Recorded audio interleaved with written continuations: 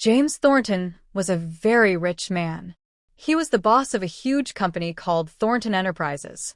His office was big and fancy, with a shiny wooden desk and tall windows that showed the whole city.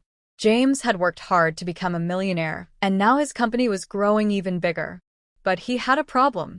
He needed to hire a new manager, someone smart, creative, and brave enough to help his company succeed. That morning, James sat at his desk, flipping through piles of resumes.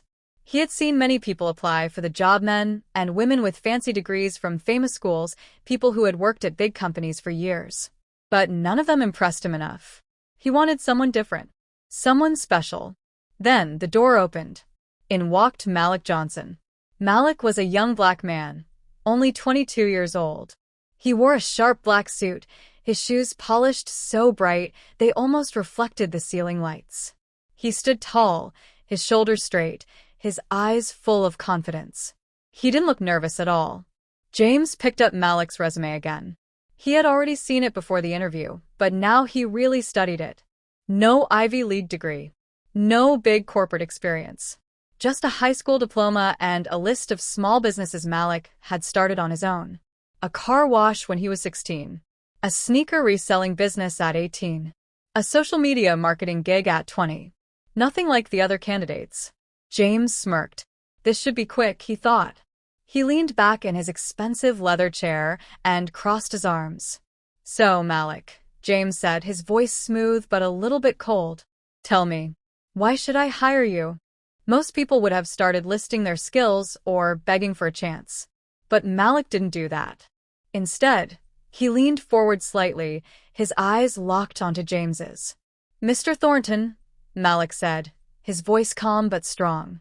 Before you decide if I'm right for this job, I need to ask you something. James raised an eyebrow. No one had ever spoken to him like this in an interview. Oh, James said, amused. And what's that? Malik didn't blink. What's the one problem your company hasn't solved yet? James almost laughed. This kid had nerve. No experience, no fancy education, but he was bold enough to challenge the CEO in his own office? James could have ended the interview right there. But something about Malik's confidence made him pause. Maybe it was curiosity. Maybe it was the way Malik carried himself, like he already knew he belonged in that room. So James decided to play along. All right, James said, resting his hands on the desk. You want a real problem? Fine.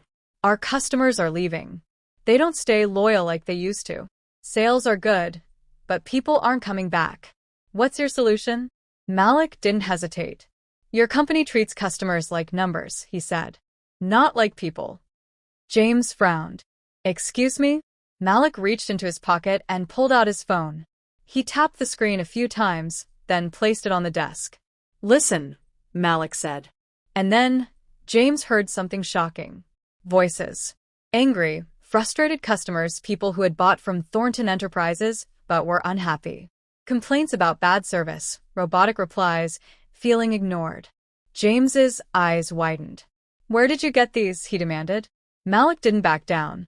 I called them. I listened. Something your company stopped doing a long time ago. James was stunned. This kid, this nobody from nowhere, had done in a few days what his entire customer service team had failed to do for years. He had actually listened to the customers. James sat there, silent, as Malik's recordings played. Each voice was a punch to his pride. How had he missed this?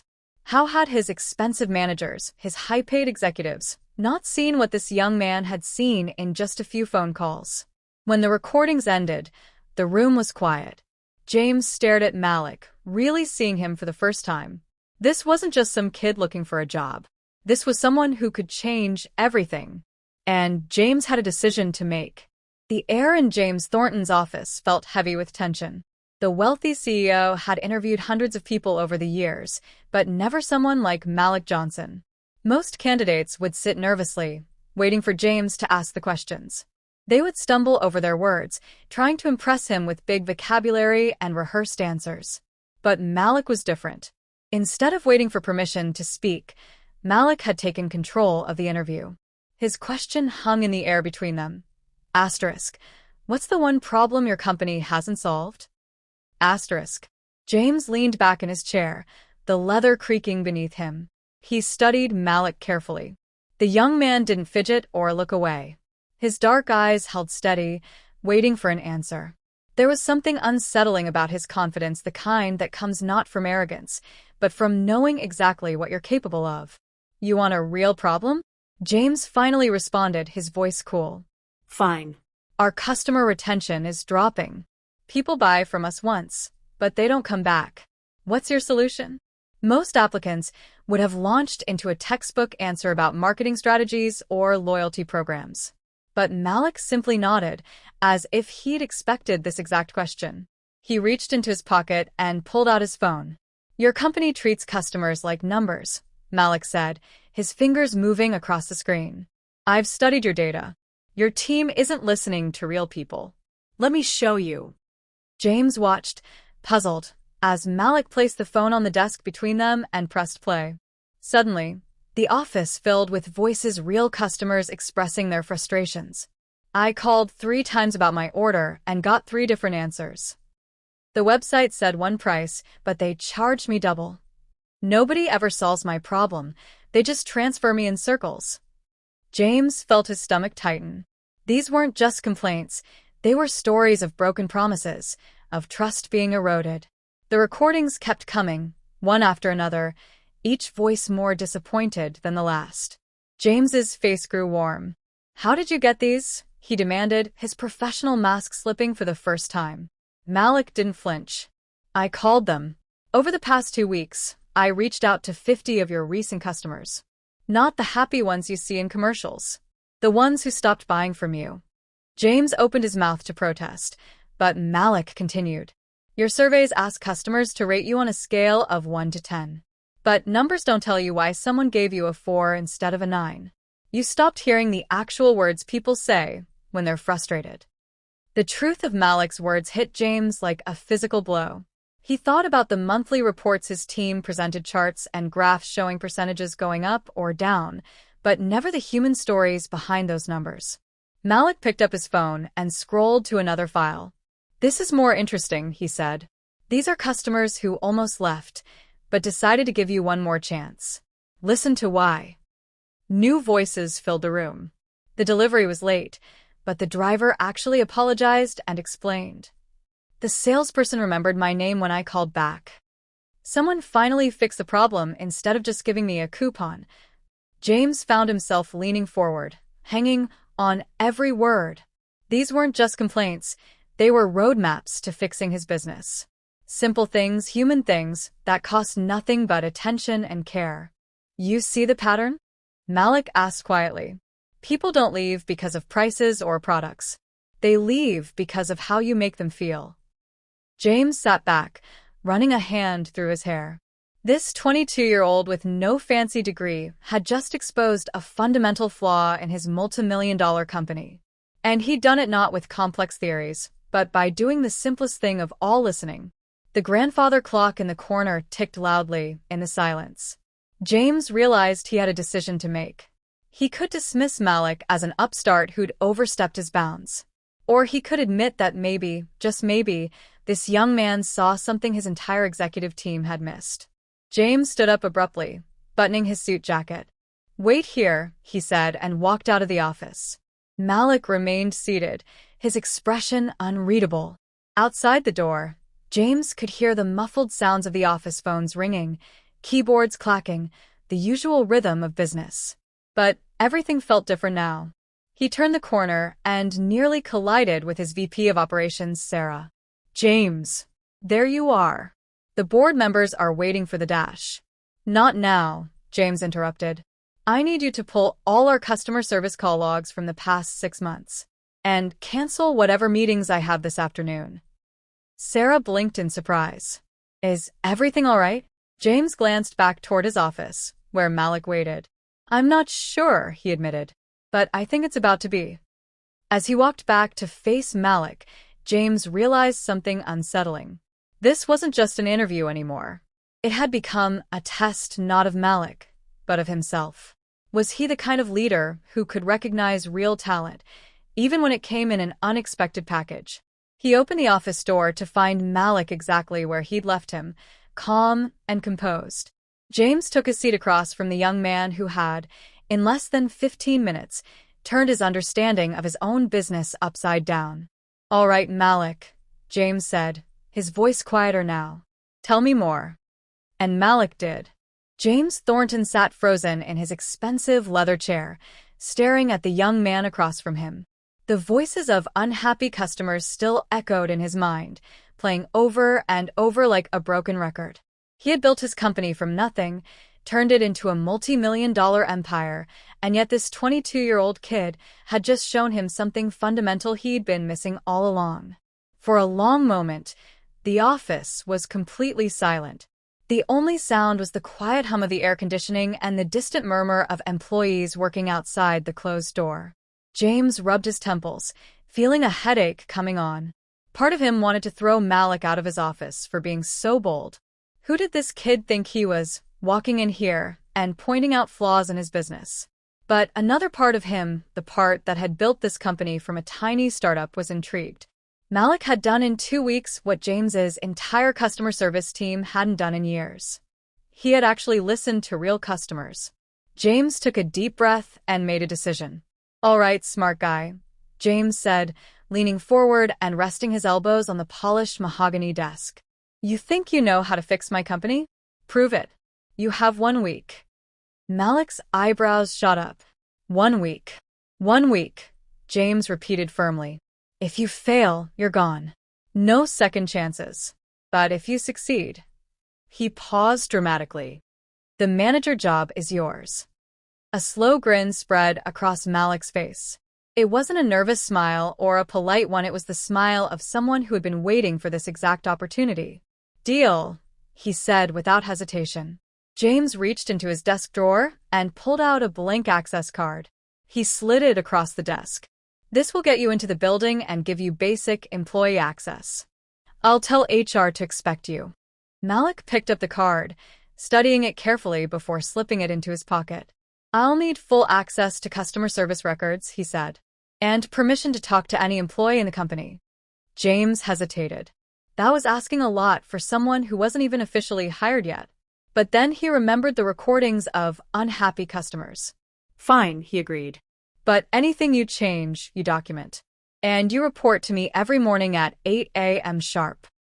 Malik nodded. "Understood." James stood up, signaling the end of the meeting. Malik stood as well, straightening his suit jacket. For a brief moment, the two men simply looked at each other, the powerful CEO and the young applicant who had somehow turned this into a challenge rather than an interview. As Malik turned to leave, James suddenly spoke again. "Malik." The younger man turned back. "Yes, Mr. Thornton?" James studied him carefully. "Don't make me regret this." Malik met his gaze steadily. "I won't." The door clicked shut behind Malik, leaving James alone in his office. He sank back into his chair, suddenly exhausted. What had he just done? He'd given complete access to his company to some kid he'd met less than an hour ago. His board members would think he'd lost his mind. Malik took a deep breath and looked around. 1 week. 7 days to prove he belonged here. It should have felt impossible, but instead, Malik felt excitement bubbling up inside him. This was his chance. He walked purposefully toward the customer service department, his new access card clutched in his hand. The real work was about to begin. Over the next few days, Malik became a whirlwind of activity in the normally sleepy customer service department. He arrived before sunrise and left long after most employees had gone home. First, he listened. He sat with customer service representatives as they took calls, hearing both sides of every conversation. He noticed how the employees followed strict scripts, never deviating even when customers became frustrated. He saw how problems that should have been solved in one call got passed from department to department. Then he started making changes. Small ones at first. He convinced one brave customer service rep named Lisa to try something different. Instead of reading from the script, to actually have a real conversation with the next caller. "That's against policy," Lisa had protested nervously. Malik smiled reassuringly. "Just try it once. If it goes badly, I'll take full responsibility." Reluctantly, Lisa agreed. The next call came in an angry customer complaining about a late delivery. Instead of the usual, "I apologize for the inconvenience," Lisa surprised herself by saying, "That sounds really frustrating. Let me see what I can do to fix this for you today." The difference was immediate. The customer calmed down. Lisa was able to solve the problem in half the usual time. When the call ended, Lisa looked at Malik with wide eyes. "That actually worked," she whispered. Word began to spread through the department. Other reps started trying Malik's suggestions. They began listening more and talking less. They started taking ownership of problems instead of passing them along. By day 3, Malik had convinced the IT department to make small changes to the customer database, adding fields for personal details like birthdays and purchase anniversaries. He trained the reps to use this information to make customers feel valued. "Mrs. Johnson, I see it's your birthday next week. Let me apply a special discount to your order." "Mr. Davis, happy anniversary of your first purchase with us. We really appreciate your loyalty." The changes were simple, but the effect started showing almost immediately. Customer service ratings began inching upward. Each morning at exactly 8 a.m., Malik would stand in James's office and report his progress. James listened carefully, asking pointed questions, but offering no praise. Still, Malik could tell the CEO was paying attention. On day 5, Malik made his boldest move yet. He gathered the entire customer service team for an impromptu training session. "People don't remember what you say," he told the group. "They remember how you made them feel. Our job isn't just to solve problems, it's to make customers feel heard and valued." On the 6th day, James walked unannounced into the customer service department. He stood in the back, observing as Malik coached a new rep through a difficult call. The rep, a young woman who had started just last month, handled the angry customer with patience and skill that surprised James. After the call ended, the rep turned to Malik with a proud smile. "I did it. I actually solved it." James cleared his throat, making his presence known. The entire department froze, suddenly nervous with the CEO watching them. Malik turned calmly. "Mr. Thornton, good timing. I was about to come update you." James nodded slowly, looking around at the department that somehow felt different than it had just a week ago. The energy was brighter, more positive. Employees actually looked engaged in their work rather than just going through the motions. "Walk with me," James said to Malik. As they walked down the hallway away from eavesdropping ears, James finally spoke. "The numbers are improving," he admitted. "Customer satisfaction scores are up 15% in just 6 days." Malik nodded. "It's just the beginning. The changes will take time to fully show results." James stopped walking and turned to face Malik. "You've made quite an impression. Some of my senior managers are furious with you." The morning sun streamed through the floor-to-ceiling windows of Thornton Enterprises as James Thornton stepped off the elevator on the 7th day. Normally, he would go straight to his corner office, but today he found himself drawn toward the customer service department. He needed to see for himself what Malik had accomplished in just 1 week. As he approached the glass doors, he heard something unusual laughter. Not the polite, nervous laughter of employees pretending to enjoy their jobs, but real, genuine laughter. James pushed the door open and froze in the doorway. There, in the center of the room, stood Malik Johnson. Around him sat nearly 20 customer service representatives, their chairs pulled close in a tight circle. Some were taking notes eagerly. Others were nodding along as Malik spoke. A few even had their hands raised to ask questions. This wasn't just a meeting. It was a gathering of people who actually cared about their work. James leaned against the doorframe, unnoticed, and listened. "So, when Mrs. Rodriguez called about her missing package," Malik was saying, "instead of just promising to look into it, what did you do, Carlos?"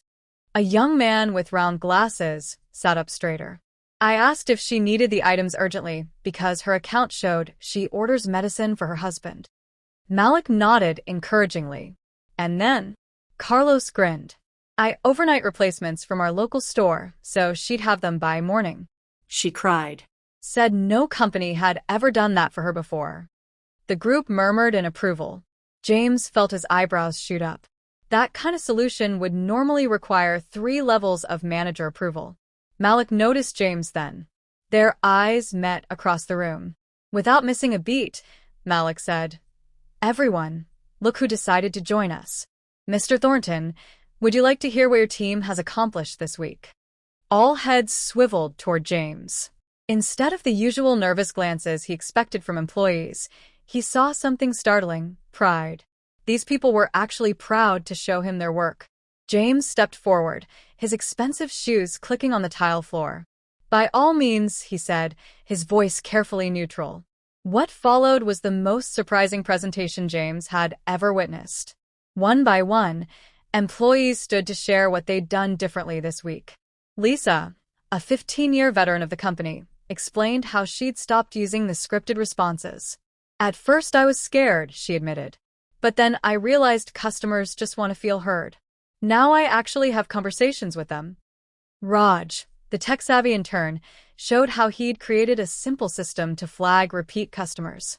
"Now we can say, 'Welcome back, Mr. Lee,' instead of acting like we don't know them." Even the department manager, Susan, who had initially resisted Malik's ideas, stood up. "I was wrong," she said bluntly. "Our satisfaction scores prove it." She clicked a remote, and a chart appeared on the screen behind her. James's breath caught. The graph showed customer satisfaction ratings skyrocketing over the past 7 days, up a staggering 30%. But the numbers only told part of the story. As James looked around the room, he saw something more valuable than any statistic: a team that had come alive. These weren't just employees going through the motions anymore. They were problem solvers. They cared. Malik handed James a thick folder. "Here's everything we implemented this week," he said. "The customer feedback hotline, the new response guidelines, the loyalty recognition system. All documented." James flipped through the pages, his mind racing. These weren't just ideas scribbled on napkins. They were fully developed systems, complete with training materials and implementation plans. He looked up at Malik. "You did all this in 1 week?" Malik shook his head. "We did this," he corrected, gesturing to the room. "I just helped them see what they were already capable of." James felt something unfamiliar stirring in his chest. It took him a moment to recognize it: respect. Not the kind of respect he gave to wealthy investors or powerful business partners, but real, genuine respect for someone who had accomplished something remarkable. The meeting broke up as employees returned to their stations. James motioned for Malik to follow him into a small conference room. When the door closed, James didn't sit. He paced the length of the room, his mind whirling. Finally, he stopped and faced Malik. "You realize what you've done, don't you?" James asked. Malik met his gaze steadily. "Fixed your customer retention problem?" James barked a short laugh. "You've shown me that my entire management approach might be wrong." He ran a hand through his hair. 30 years in business, and it took a kid with no degree to show me what really matters." Malik didn't gloat. He didn't even smile. He simply said, "So, do I get the job?" James stared at him for a long moment. Then he did something completely unexpected. He extended his hand. "You don't get the manager position," James said. Malik's face fell slightly, but he kept his composure. James continued, "I'm offering you Vice President of Customer Experience. Full salary. Full authority to implement these changes company-wide." Now Malik's eyes widened. "VP? But I'm only 22. Your board will never dash."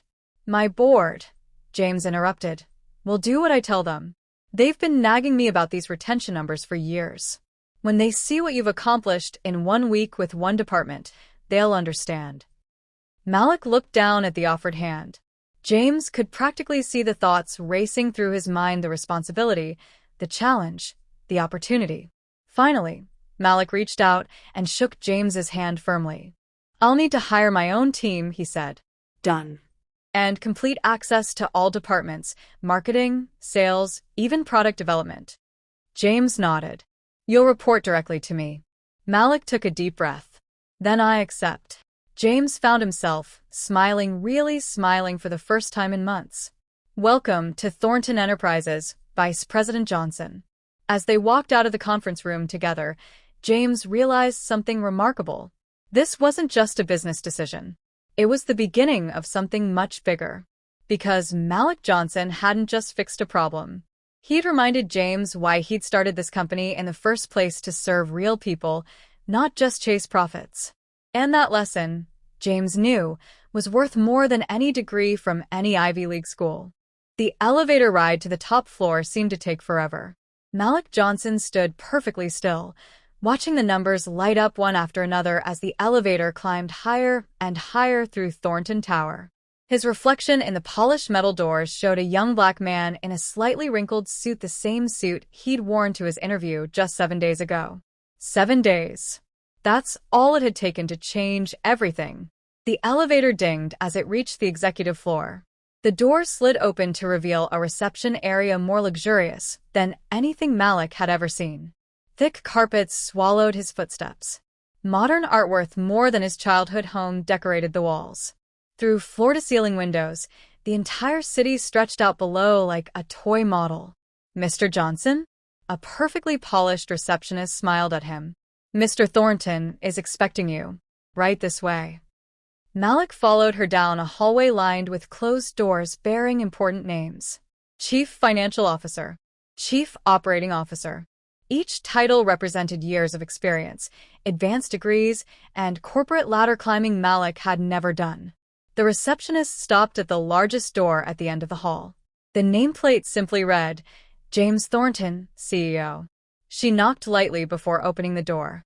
"Mr. Johnson is here, sir." James Thornton stood from behind a desk twice the size of the one in his other office. "Malik, come in." The door closed softly behind Malik, leaving the two men alone in the spacious office. James gestured to one of the plush chairs facing his desk. "Sit." Malik sat, but James remained standing. The CEO walked to the window, looking out over the city he'd built his empire in.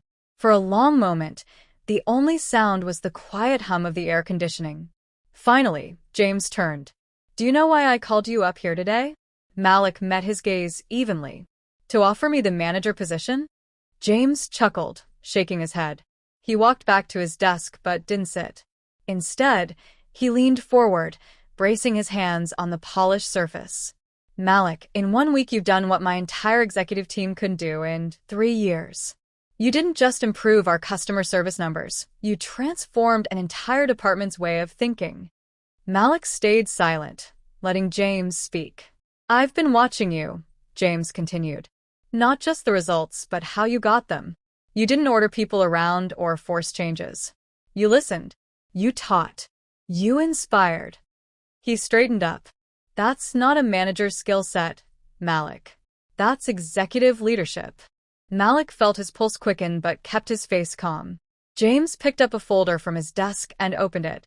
"I've reviewed your background more thoroughly. That car wash you started at 16?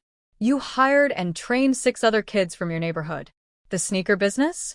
You built a customer base so loyal some buyers followed you to your next venture." He closed the folder. "You've been a leader your entire life. You just didn't have the title." James walked around the desk until he stood directly in front of Malik. "So here's what I'm offering. Not the manager position. I want you as my vice president of customer innovation. Double the manager's salary. Full autonomy to implement your ideas company-wide. Your own team. Direct access to me whenever you need it." The words hung in the air between them. Malik could hardly process what he was hearing. Vice president? At 22? In a Fortune 500 company? It was impossible. It was, "What do you say?" James asked. Malik's mind raced. He thought about his mother working double shifts at the hospital, about his high school counselor who said he'd never amount to anything without a college degree, about all the times store clerks had followed him around, assuming he'd steal something. Then he thought about the customer service reps who had blossomed under his guidance this week, about the customers whose lives he'd already made a little easier, about how good it felt to solve real problems for real people. Malik stood up, facing James as an equal. He extended his hand. "Let's make history." James's grip was firm as they shook on it. "Welcome to the executive team, Vice President Johnson." As Malik rode the elevator back down, the weight of what had just happened settled over him. The elevator stopped at the customer service floor. The doors opened to reveal the entire department standing there waiting. Lisa stepped forward, her eyes shining. "Well," Malik took a deep breath. "I start as vice president on Monday." The eruption of cheers could probably be heard all the way up to James's office. As his new team swarmed around him, clapping him on the back and shaking his hand, Malik realized something important. This wasn't just about him anymore. It was about proving that talent and leadership could come from anywhere. That listening mattered more than fancy degrees. That a kid from the inner city could walk into a corporate giant and change it for the better. And as Malik looked around at the smiling faces of people who had believed in him, he knew one thing for certain: this was only the beginning. 1 year later, Malik Johnson stood at a podium in the same customer service department where he'd started. Around him stood not just the original team, but dozens of new hires, all trained in what was now called the Johnson method. The department had tripled in size. Customer satisfaction ratings had never been higher. And Malik's innovative approaches were being studied at business schools across the country, the same schools that had once rejected his applications. James Thornton watched from the back of the room, a small smile on his face. The gamble he'd taken on a bold young man had paid off beyond his wildest expectations. As Malik finished his speech to thunderous applause, he caught James's eye across the crowded room. The older man nodded once, a silent acknowledgement between them. Somewhere out there, Malik knew, another young person was being told they weren't ready, didn't have the right background, didn't fit the mold. He couldn't wait to prove them wrong too. The end.